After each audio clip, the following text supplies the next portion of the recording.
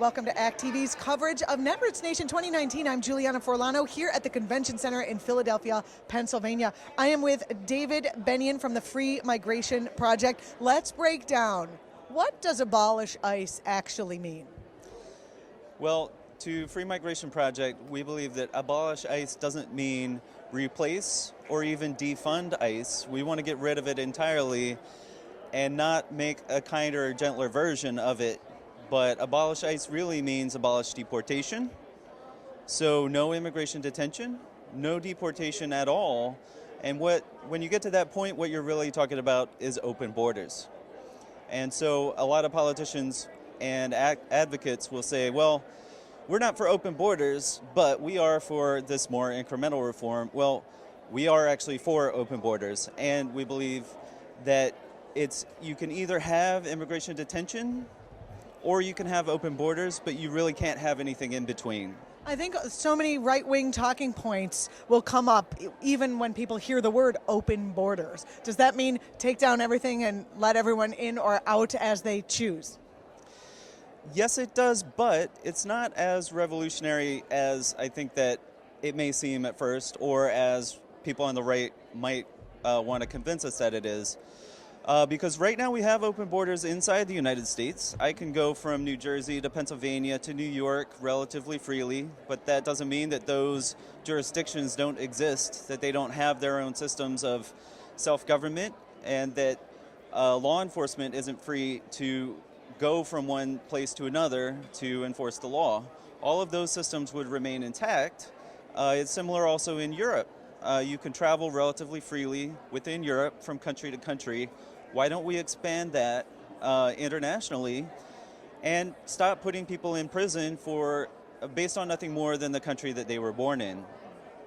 You are an immigration lawyer, is that right? Can Yes. you talk about what you're seeing now at the borders? So both at the border and also inside the United States, there have been increases in detention, in family separation, not just taking away children from parents as they come up to apply for asylum at the border, but family separation as it's always existed in the United States, where you do a raid or pick somebody up at a police stop and separate a parent from their children back at home. That's family separation too. And so we're seeing an uptick in that, but you know, President Trump hasn't deported nearly as many people yet as President Obama did during his first term. And so this is not something new in that sense. What can people do to learn more about the open borders, I guess, idea? Is that what you would call it? Well, Is there a policy? We encourage people to come to our website at freemigrationproject.org. We're also hosting the second annual Open Borders Conference in New York City at the New School on October 19th of this year. There's more information on our website, and you can RSVP there, freemigrationproject.org. What else can we use our time for? What other sort of misconceptions around open borders are there that would be useful to clear up, so that when people are watching or out talking to people, they'll know how to approach this subject? Seems like a touchy one. I mean, we embrace the term open borders, but not everyone has to do that. And there's a range of different policy reforms that would go to that ultimate objective, but could be more incremental. So certainly we want to pass a DREAM Act. We want to create a path to citizenship for people with temporary protected status and all undocumented people in the United States.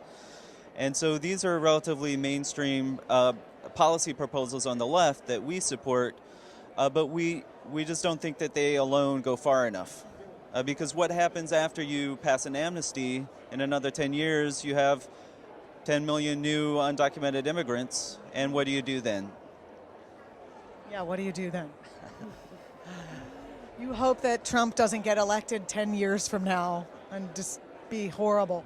Nobody wants that. What can people do in the now around what is happening in our detention centers across the country and on the border as well? So here in Pennsylvania, Free Migration Project is part of the Shut Down Burks Coalition, One of the 3 family detention centers in the country is located here in Pennsylvania. And we're working in collaboration with local groups, advocates, affected communities to close that detention center so that families can no longer be detained in Pennsylvania. There are immigrant detention centers around the country, and that's something very clear and concrete that people can work on locally to close those down and free the kids.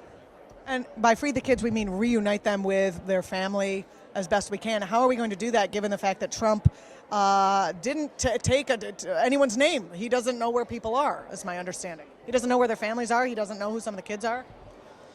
Exactly. I mean, the carelessness with which this administration is supposedly enforcing the immigration laws and meanwhile breaking all sorts of other laws, like child welfare laws in Pennsylvania, are broken when you detain children in a prison. That's illegal.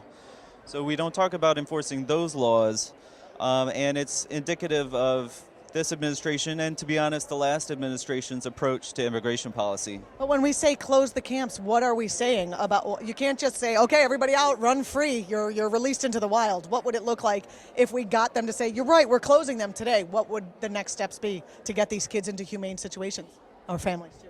We would actually say let them free, let them run around in the wild, in the sense that there are legal processes currently without dismantling the entire system immediately. There are removal proceedings, is the technical term for an immigration case in court. And essentially, you don't have to be locked up to do that process. And most of the people who have immigration proceedings pending are not detained. But that's not what I'm asking. Really what I'm asking is the following. If I went and got them all out and locked the door, where would we put them? They need someone to care for them, their children, before we can find their homes. What would the process be? So for most of the children, really there's a smaller number where the government doesn't actually know where the parents are or who the parents are. For the vast majority, that information is available. There are family members, there are other supporters who are known to that family, and that's where they want to go. That's where they were headed when they came to the border. So they can just say, hey, we're closing this, come and get your kid, or we'll ship your kid back to you. Done. Exactly. It could be as easy as that. As easy as that. And any stopgap, any kids who didn't immediately have a place to go, there are hundreds of community organizations, faith groups that are willing to take those children in the interim. Thank you so much. There's so much more to talk about. I feel like we just scratched the surface. If you want more information about open borders, where can the viewers go? Come to freemigrationproject.org. That's a great starting point. Thank you so much. Thank you. You're watching act.tv's coverage of Netroots Nation 2019 from Philadelphia. We'll be back with more.